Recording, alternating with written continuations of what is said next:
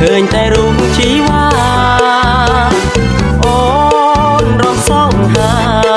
ចាចាត់ចាសំក្រៃណានឹងសំ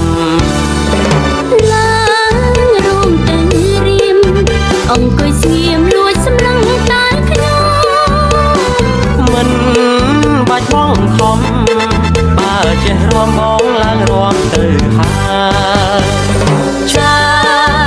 ចាចា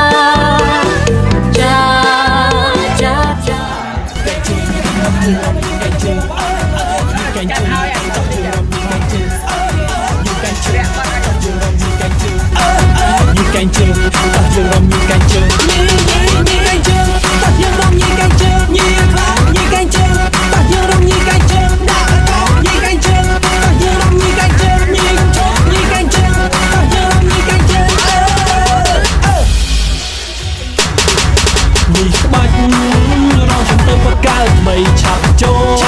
លញីនឹងខ្ញុំយើងញីឲ្យហុយដីញីសប្បាយយើងញីទាំងប្រុសញីទាំងស្រីនឹងឆោតទាំងអីបែបចាំញីភ្លាមឲ្យបែបតោះ